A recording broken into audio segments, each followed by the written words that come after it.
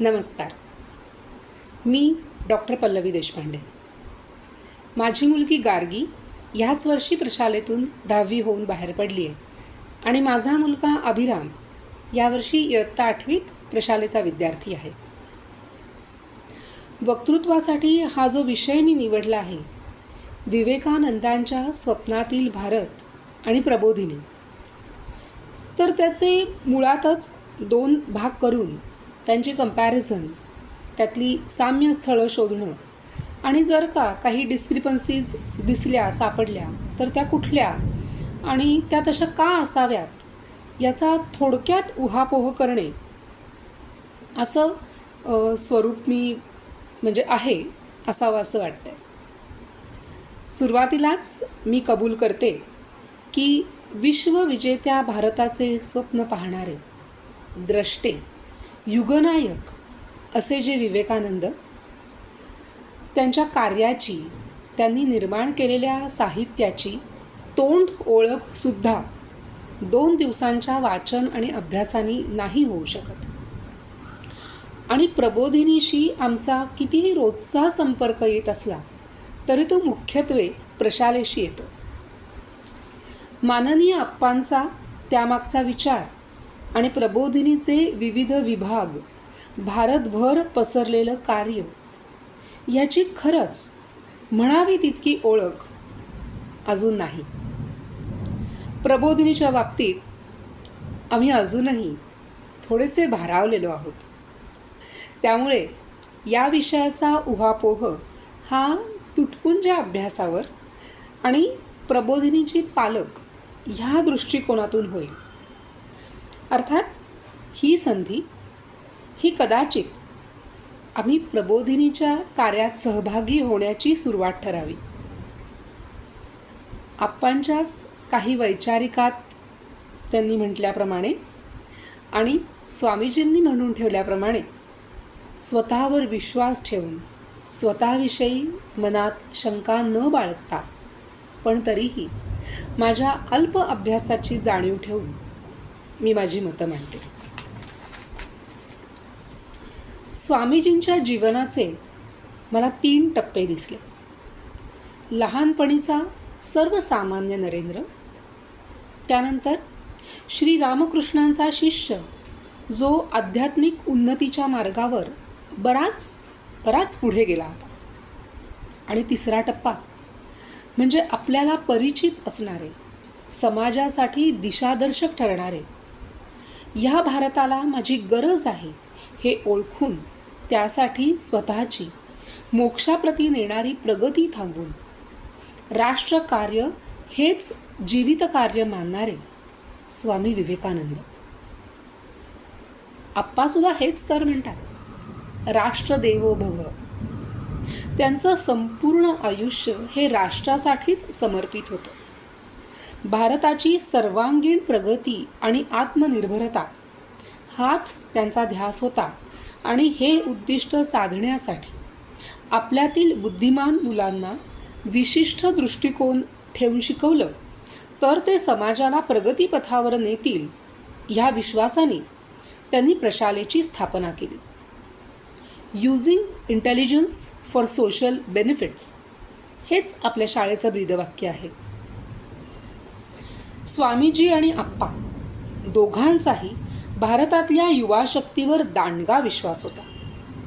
ह्या देशाचे तरुण ही आपली सर्वात मौल्यवान संपत्ती आहे. त्यांना असामान्य प्रेरणा मिळाली तर त्या प्रेरणेचे सामर्थ्य अपरिमित आहे ह्याची त्यांना जाणीव होती.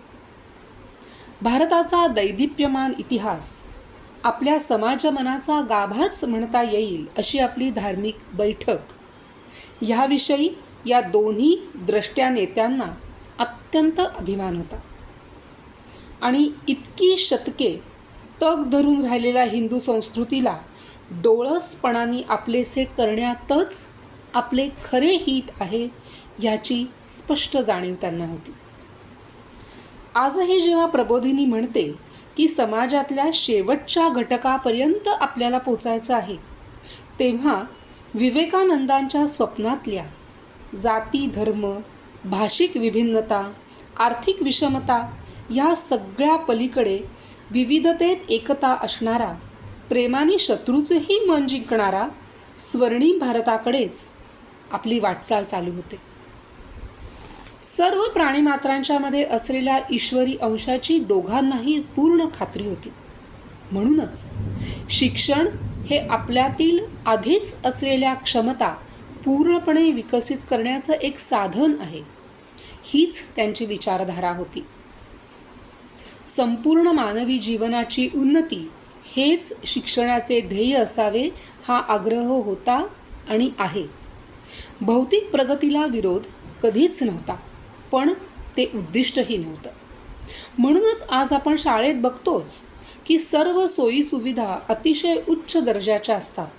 मुलांना विचाराचे आणि अभिव्यक्तीचे संपूर्ण स्वातंत्र्य असते, पण त्यांच्यातली स्पर्धा ही मार्कांसाठी नसून काहीतरी मिळवण्यासाठी असते.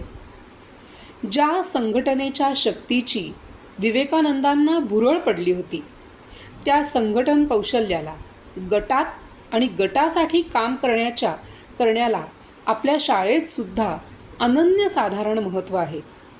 रोजच्या दिनक्रमातली उपासना, साप्ताहिक एकत्रित केली जाणारी उपासना, शिस्त, शारीरिक आणि मानसिक बळ वाढवण्यावर दिला जाणारा भर आणि विजिगीषू वृत्ती जागती राहावी, वाढावी ह्यासाठी केले जाणारे प्रयत्न, हे सर्व आपल्याला विवेकानंदांच्या स्वप्नाजवळच घेऊन जातात. स्वामीजींनी सांगितल्याप्रमाणे भ्रामक कल्पना सोडून द्या, जगात मिसळा, त्यांच्याशी स्वतःला पडताळून पहा, त्यांच्याकडचे जे जे चांगले ते खुल्या मनाने स्वीकारा. पण हे करत असताना आपल्यातलं सत्व मुळीच सोडू नका. उलट ते कसे झळाळून उठेल ते बघा. ह्या सगळ्याचा प्रशालेतला वापर प्रत्येक प्रबोधकाला आधुनिकातील आधुनिक आणि सनातनीतील सनातनी बनवत असतो. गतिशील, कार्यप्रवण शिक्षण आणि समाजभिमुखता ह्यामुळे प्रबोधिनींनी देशाला अनेक उत्तमोत्तम नागरिक दिलेले आहेत.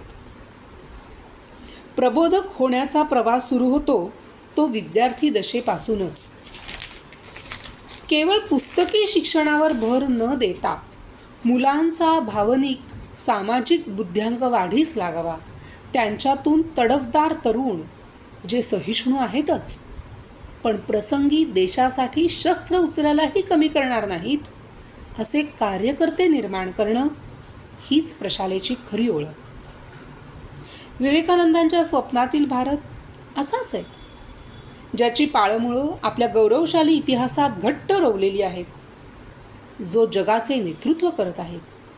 कुठल्याही शस्त्राविना प्रेमाने, कर्तृत्वाने जो शत्रूलाही जिंकून घेतो, जो स्वतःबरोबरच जगालाही दिशादर्शक ठरतो, असा स्वर्णिम भारत. समाजाच्या सर्व क्षेत्रात ठसा उमटवणारे, जागतिक पातळीवर स्वतःला सिद्ध करू पाहणारे आणि स्वतःच्या कार्यक्षेत्रात नेतृत्व करणारे प्रबोधक. म्हणूनच ही काही फक्त प्रशालेचीच शान राहत नाही. विवेकानंदांच्या स्वप्नातील गौरवशाली भारताचे स्वप्न साकार करणारे हे सगळे शिलेदारच होत. धन्यवाद.